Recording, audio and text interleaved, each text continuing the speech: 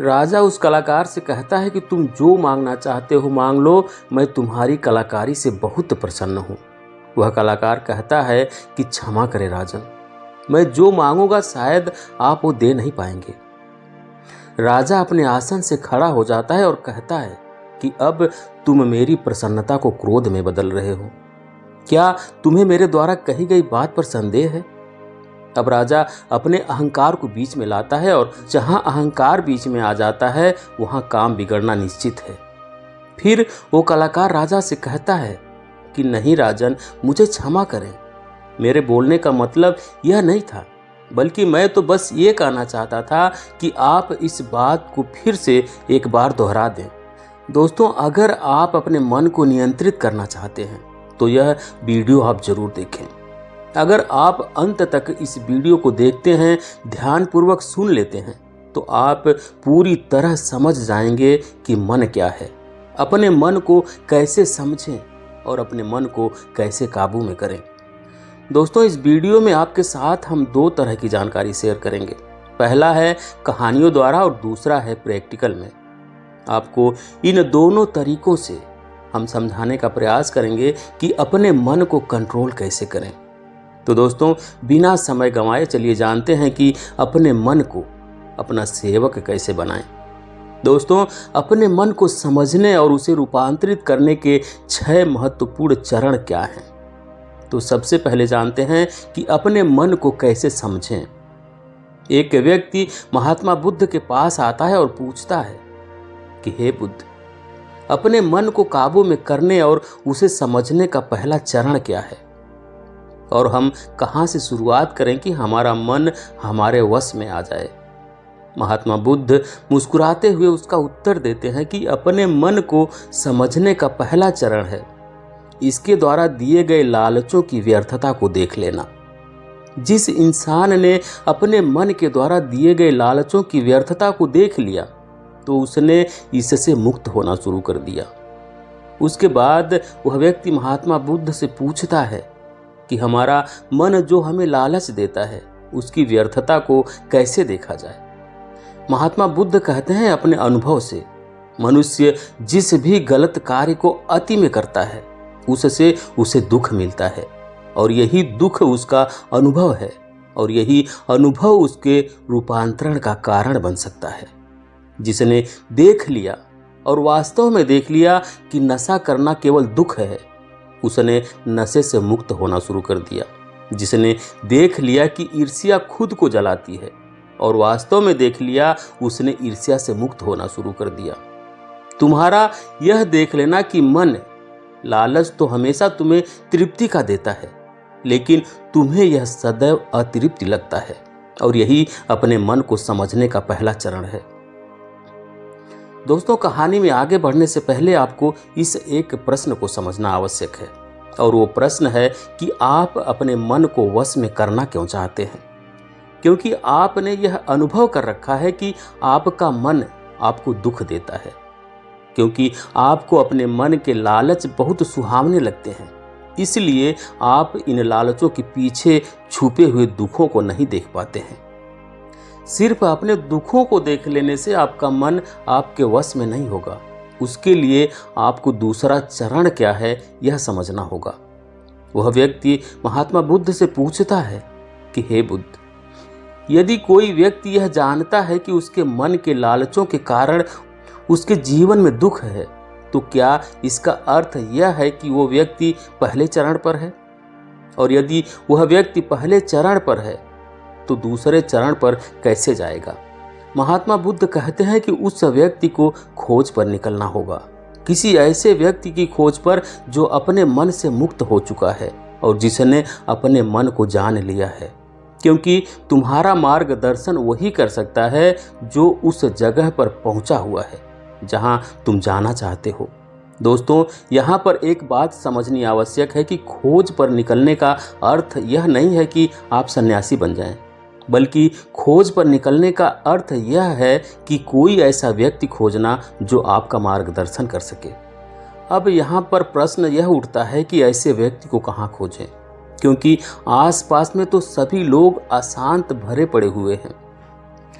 तो इस प्रश्न का उत्तर है कि आप ऐसे व्यक्ति को आस पड़ोस में मत खोजिए, बल्कि इंटरनेट पर खोजिए, क्योंकि इंटरनेट आपको पूरी दुनिया से जोड़ता है। दोस्तों, हम और आप इस इंटरनेट के बदौलत ही जुड़े हुए हैं।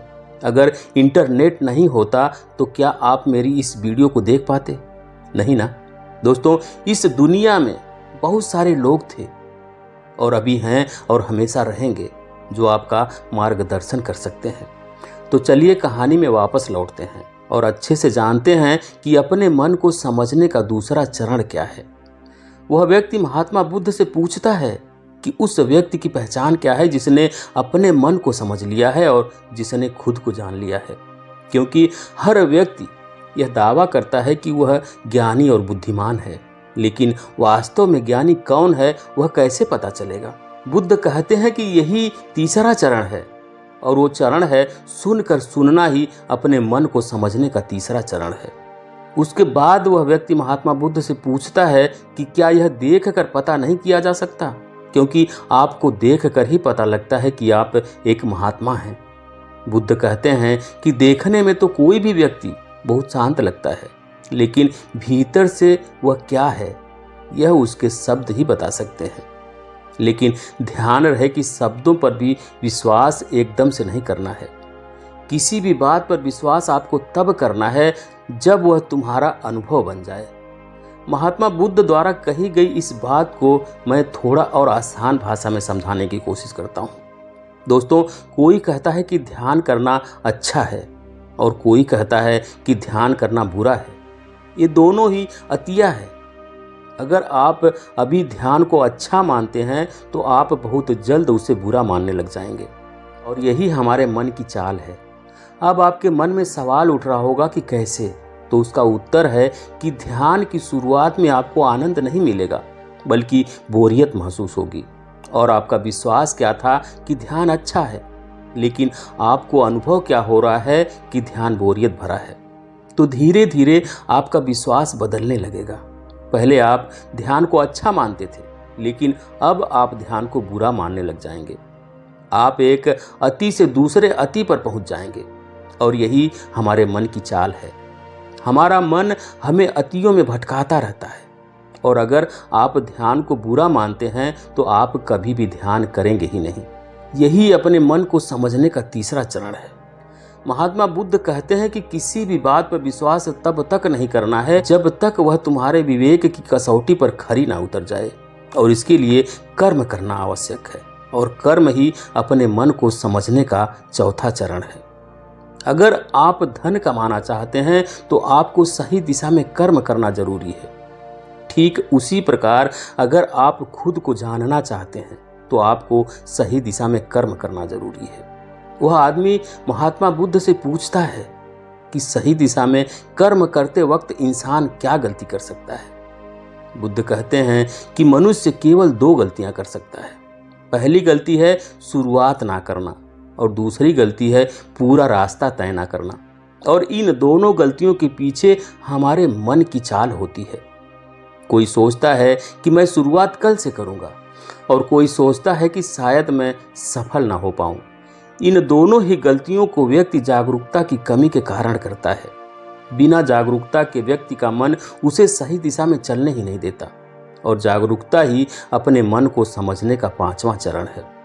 इसलिए दिन के हर एक क्षण को जागरूकता के साथ जियो। कोई भी कार्य करो तो उसे जागरूकता के साथ करो। अगर सांसें भी लो तो उसे भी जागरूकता के साथ लो। बिना जागरूकता के साथ जिया गया एक भी क्षण मृत्यु के समान है। और ध्यान रहे कि जागरूकता के बिना ध्यान संभव नहीं है। वह व्यक्ति महात्मा बुद्ध से पूछता है कि हे बुद्ध, अपने जागरूकता के स्तर को कैसे बढ़ाया जा सकता है? महात्मा बुद्ध कहते हैं कि ध्यान के द्वारा, और ध्यान ही छठा चरण है। एक बार आप अपने मन को समझने के 6 चरणों को ध्यान से समझिए। नंबर 1, थोड़ी जागरूकता के साथ यह देख लेना कि यह मन ही दुख के बीज बोता है। नंबर 2, किसी ऐसे व्यक्ति को खोजना जो मन से मुक्ति पाने का मार्ग बता सके। नंबर 3, सुनना। नंबर 4, सुने हुए को कार्य में लाना। नंबर 5, जागरूकता, जिससे आप मार्ग से भटके ना। और नंबर 6 ध्यान। यदि सीधे शब्दों में कहा जाए तो ध्यान ही वह नाव है जिस पर बैठकर मन रूपी नदी को पार किया जा सकता है। लेकिन ध्यान तक पहुंचने के लिए शुरुआत के 5 चरण बहुत आवश्यक हैं, क्योंकि हर ज्ञानी व्यक्ति को इन 6 चरणों से गुजरना ही पड़ता है। तो दोस्तों, अब जानते हैं कि अपने मन को अपना सेवक कैसे बनाएं और अपने मन को वश में कैसे करें। इसे एक सच्ची कहानी से समझने की कोशिश करेंगे। दोस्तों, अगर आप इस कहानी को ध्यान से सुनते हैं तो आपको इन 2 प्रश्नों का उत्तर मिल जाएंगे। और वो 2 प्रश्न हैं, हम अपने मन के गुलाम क्यों बन गए? दूसरा प्रश्न है, हम अपने मन को अपना गुलाम कैसे बना सकते हैं? दोस्तों, इन प्रश्नों के उत्तर इस कहानी में है। कहानी को अंत तक जरूर सुनें। एक बार एक राज दरबार में एक कलाकार आता है और उस कलाकार की खासियत यह थी कि जब भी वह कलाकार अपनी कलाकारी दिखाता तो ऐसा कोई भी व्यक्ति नहीं होता जो इसके कलाकारी को देखकर हंसे ना। बड़े बड़े राजा महाराजा कलाकार की कलाकारी को देखकर हंसते हंसते लोटपोट हो जाते थे। लेकिन इस बार वह कलाकार एक गंभीर राजा के दरबार में था, इसलिए लोगों को यह संदेह था कि कहीं वो इस बार असफल ना हो जाए। वह कलाकार अपनी कलाकारी को दिखाना शुरू करता है और वही होता है जो हर बार से होता आ रहा था। राजा का हंसते हंसते बुरा हाल हो जाता है। वह राजा उस कलाकार की कलाकारी को देखकर इतना प्रसन्न होता है कि वो उस कलाकार को मुंह मांगा इनाम देने के लिए तैयार हो जाता है। हमें यह बात भी हमेशा याद रखनी चाहिए दोस्तों कि अधिक खुशी में लिए गए फैसले अक्सर गलत साबित होते हैं। राजा उस कलाकार से कहता है कि मांगो, जो भी तुम मांगना चाहते हो मांगो, मैं तुम्हारी कलाकारी से बहुत प्रसन्न हूँ। वह कलाकार कहता है कि क्षमा करें राजन, पर मैं जो भी मांगूंगा शायद आप वो दे नहीं पाएंगे। राजा अपने आसन से खड़ा हो जाता है और कहता है कि अब तुम मेरी प्रसन्नता को क्रोध में बदल रहे हो। क्या तुम्हें मेरे द्वारा कही गई बात पर संदेह है?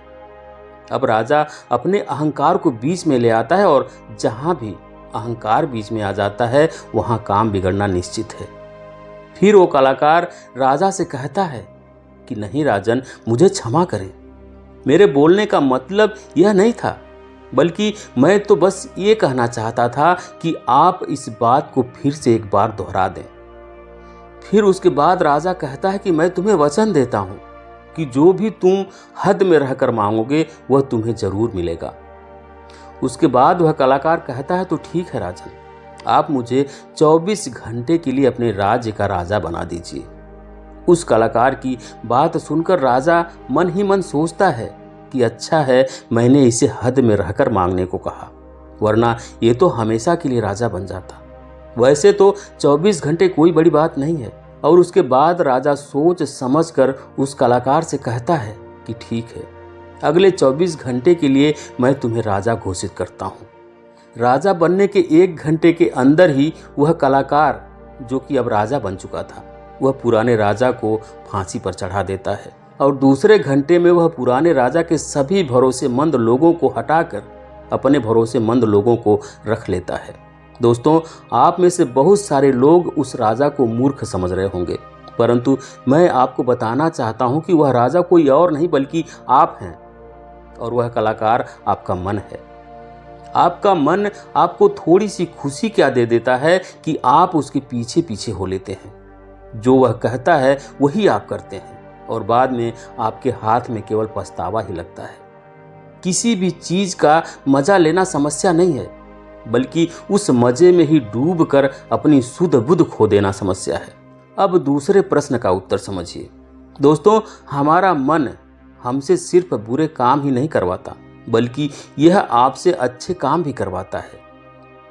मैं इसे आपको एक उदाहरण से समझाता हूं। जब आप ईर्ष्या का सहारा लेते हैं तब आपका मन बुरे काम करता है, और जब आप क्रोध का सहारा लेते हैं तब आपका मन बुरे काम करता है। जब आप मोह, अहंकार और लालच जैसे बुरी चीजों का सहारा लेते हैं तब आपका मन आपसे बुरे काम करवाता है, और जब आप प्रेम, दया और कृतज्ञता जैसी अच्छी भावनाओं का सहारा लेते हैं तब आपका मन अच्छा काम करता है।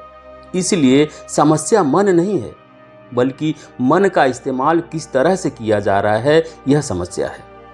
महात्मा बुद्ध ने जागरूकता को इतना महत्वपूर्ण इसलिए बताया हुआ है क्योंकि जागरूकता के द्वारा ही अपने मन को नियंत्रित कर सकते हैं।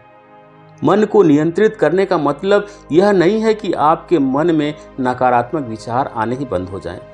मन को नियंत्रित करने का सही मतलब यह है कि आपका कोई भी विचार आपको विचलित ना कर पाए। विचलित होने का अर्थ सिर्फ परेशान होना नहीं है, बल्कि खुश होना भी होता है।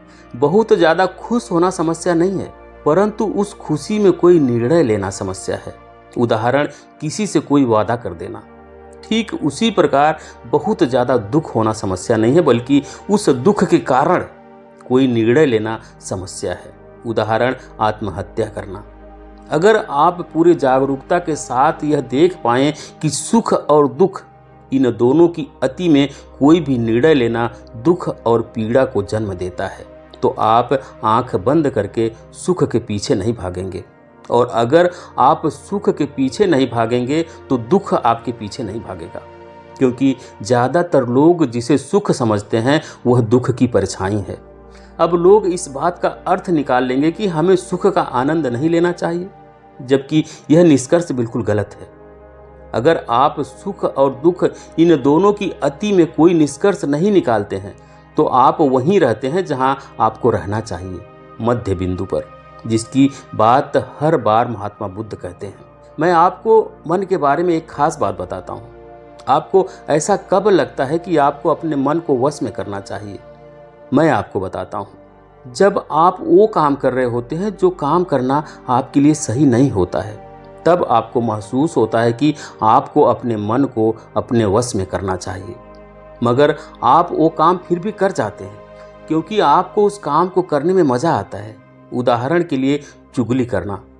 आपको पता है कि चुगली करने से आपको कुछ फ़ायदा नहीं होगा, फिर भी आप चुगली करते हैं क्योंकि चुगली करने में शुरुआत में मज़ा आता है, परंतु धीरे धीरे आपको पता चलता है कि आप अपने ही नज़रों में छोटे बन गए हो। दोस्तों, महात्मा बुद्ध द्वारा दिया गया यह सूत्र मैं आज आपको बताता हूँ जो आपकी ज़िंदगी बदल सकता है। और वो सूत्र है, जिन कामों को करने में शुरुआत में बहुत मज़ा आए तो वह काम आपके लिए हानिकारक है। उदाहरण के तौर पर फनी और गंदी वीडियो देखना, वेब सीरीज, जंक फूड खाना और सुबह देर से उठना इत्यादि। और जिन कामों को शुरुआत में करने में कम मज़ा आता है या बोरियत महसूस होती है, वो काम आपका जीवन बदल सकता है। उदाहरण के लिए, किताबें पढ़ना, व्यायाम करना, सुबह जल्दी उठना, ध्यान करना और इंटरनेट का सही इस्तेमाल करना इत्यादि। हमें यह समझना चाहिए कि हमारा मन केवल बुरे कामों में ही नहीं लगता, बल्कि यह अच्छे कामों में भी लगता है। फर्क सिर्फ इतना है कि बुरे कामों में यह जल्दी लग जाता है क्योंकि बुरे काम करते वक्त शुरुआत में ही मज़ा होता है, और अच्छे कामों में यह देर से लगता है क्योंकि अच्छे कामों में मज़ा देर से मिलता है। इसलिए मज़े के पीछे ना भागें, बल्कि सही काम के पीछे भागें। सफलता आपको निश्चित मिलेगी। दोस्तों, आपको अपने मन को कंट्रोल करने का प्रैक्टिकल तरीका क्या है, इसे भी समझ लीजिए। ज़्यादातर लोग यह सोचते हैं कि मन को कंट्रोल करना मुश्किल है, और यह बात सच है केवल उन लोगों के लिए जिन्हें यह पता नहीं है कि मन क्या है और यह कार्य कैसे करता है। जो लोग जानते हैं कि मन क्या है और यह कार्य कैसे करता है, उनके लिए अपने मन को कैसे नियंत्रित करना आसान है। तो आइए सबसे पहले यह समझते हैं कि मन क्या है और यह कार्य कैसे करता है। दोस्तों, हमारा मन दो हिस्सों में बटा हुआ है। पहला चेतन मन और दूसरा अवचेतन मन। चेतन मन को हम सब बुद्धि के नाम से जानते हैं। यह हमारे भीतर एक फिल्टर की तरह काम करता है। जो भी जानकारी हमारे अंदर जाती है उसे यह जानता और परखता है। चेतन मन के पास तर्क करने की क्षमता है और यह सही और गलत के बीच चुनाव कर सकता है, परंतु अवचेतन मन ऐसा नहीं है। उसका कार्य अलग है। हमारा अवचेतन मन सही और गलत के बीच चुनाव नहीं कर सकता। जो भी जानकारी चेतन मन सही मानकर अवचेतन मन में भेज देता है, वह उसका विरोध नहीं करता है, चाहे वह जानकारी गलत ही क्यों ना हो। जैसे मान लीजिए कोई व्यक्ति आपको कमज़ोर कहता है, मगर आप कमज़ोर नहीं हैं, तो आपका चेतन मन उस व्यक्ति की बातों का विरोध करेगा मगर जब वह व्यक्ति उसी बात को आपसे बार बार कहेगा और उसी के साथ ही अन्य लोग भी उसी बात को बार बार कहेंगे, तो आपका चेतन मन इस बात को सच मान लेगा और आपके अवचेतन मन में भेज देगा। और अवचेतन मन का काम है जो बात उसके भीतर चली गई है उसे सच साबित करना। इसका सबसे बड़ा उदाहरण है कि जब हम छोटे हुआ करते थे उस समय हमारे भीतर बहुत आत्मविश्वास था, परंतु जैसे जैसे हम बड़े होते गए हमारा आत्मविश्वास कम होता गया, क्योंकि हमारे स्कूल और कॉलेज से और समाज से बार बार नकारात्मक बातें सुनने को मिली और हमारा अवचेतन मन उसे सच मान बैठा। हो सकता है कि आपने इस बात पर ध्यान दिया हो कि आप गलत करना तो नहीं चाहते, परंतु फिर भी गलत करते हैं। आप डरना तो नहीं चाहते लेकिन डर जाते हैं। ऐसा क्यों होता है? क्या आप जानना चाहते हैं? ऐसा क्यों होता है कि आप जानना चाहते हैं? तो वीडियो में अंत तक बने रहें। दोस्तों, ऐसा इसलिए होता है क्योंकि जाने अनजाने आपके अवचेतन मन में बहुत सारी गलत जानकारी चली गई हुई है जिसे वह सच मानकर बैठा हुआ है। तो अब प्रश्न उठता है कि इसका समाधान क्या है, क्योंकि बहुत सारी गलत जानकारी हमारे भीतर जा चुकी है और हमारा आत्मविश्वास कम हो चुका है। अब आप इसका समाधान समझिए। अब तक आपने यह समझा कि मन क्या है और यह काम कैसे करता है। अगर एक लाइन में कहूँ कि मन क्या है, तो हमारा मन जानकारी का ढेर है जो जाने अनजाने में हमारे भीतर चली गई हुई है। अब हमें सबसे पहले यह समझना होगा कि चेतन मन जानकारी लेता कहाँ से है, वे कौन से द्वार हैं जहाँ से जानकारी अंदर प्रवेश करती है। तो दोस्तों, हमारे अंदर जानकारी जाने के 5 द्वार हैं और वो हैं आँख, कान, नाक, जीभ और त्वचा। इन्हें हम 5 इंद्रियों से भी जानते हैं। बहुत सारी गलत जानकारी हमारे भीतर जाने के कारण हमारा मन हमारे वश में नहीं है। अगर हम अपने मन को अपने वश में करना चाहते हैं तो हमें बहुत सारी सही जानकारी इस मन को देनी होगी। कम से कम उतनी सही जानकारी जितनी गलत जानकारी आपके भीतर पहले से पड़ी हुई है। सही जानकारी और गलत जानकारी के बीच का अंतर समझिए। सही जानकारी और गलत जानकारी के बीच का अंतर समझिए। सही जानकारी वो है जो आपको आपके लक्ष्य की तरफ ले जाए और गलत जानकारी वो है जो आपको आपके लक्ष्य से भटकाए। उदाहरण से समझिए कि एक सन्यासी का लक्ष्य आत्मज्ञान है और आत्मज्ञान के लिए ध्यान करना आवश्यक है। अगर कोई चीज उसे ध्यान करने से रोकती है तो वह उसके लिए एक गलत जानकारी है। एक और उदाहरण से समझिए। मान लीजिए कि आपको एक गायक बनना है, तो गायक बनने के लिए रियाज करना जरूरी है। अगर कोई चीज़ आपको रियाज करने से रोक रही है तो वह आपके लिए एक गलत जानकारी है। तो अपने मन को कंट्रोल करने के लिए आपके पास एक लक्ष्य का होना बहुत ज़रूरी है, क्योंकि अगर आप अपने मन को कहीं पर जाने से रोक दोगे तो उसे कहीं पर भेजना भी तो पड़ेगा। अगर आपके पास लक्ष्य है तो आपको सबसे पहले क्या करना है यह ध्यान से समझ लीजिए। सबसे पहले इस चिंता को छोड़ दीजिए कि कितनी गलत जानकारी आपके भीतर जा चुकी है।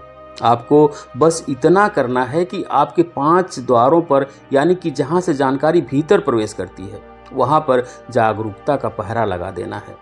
कोई भी जानकारी आपके भीतर अनजाने में प्रवेश ना करे। पहरा लगते ही आपको बैलेंस में जुट जाना है। अब आप सोच रहे होंगे कि बैलेंस किस चीज़ का? तो बैलेंस आपको नकारात्मकता और सकारात्मकता के बीच करना है। नकारात्मकता आपके भीतर पहले से ही मौजूद है, अब बस आपको सकारात्मकता को भरनी है। आपको एक बात जान लेनी चाहिए कि सकारात्मकता नकारात्मकता को मिटा देती है, जिस प्रकार रोशनी अंधेरे को मिटा देती है। ये तो बस कहने की बात है कि आपको बैलेंस करना है। सच तो यह है कि जब आप अपने भीतर सकारात्मकता भरने लगेंगे तो आपके अंदर की नकारात्मकता उसी समय मिटने लगेगी। दोनों के बीच का बैलेंस होने का तो अवसर ही नहीं आएगा। यहाँ पर प्रश्न उठता है कि सकारात्मकता को कहाँ से लाएं? तो इसके लिए बहुत सारे तरीके हैं। पहला तरीका यह है कि आप अच्छे लोगों की संगत करिए, उनसे कुछ सीख सकते हैं। अब ये सही लोग आपके पास हो सकते हैं या नहीं भी, आप इंटरनेट, बुक और वीडियोज़ के द्वारा इनकी संगत कर सकते हैं। उदाहरण के लिए, अगर आप महात्मा बुद्ध की संगत करना चाहते हैं तो आप उनके ऊपर लिखी हुई किताबों को पढ़कर उन्हें समझ सकते हैं। ध्यान रहे कि हमेशा ऐसी चीज पढ़ें, सुने और देखें जो आपके लक्ष्य से जुड़ी हुई हो।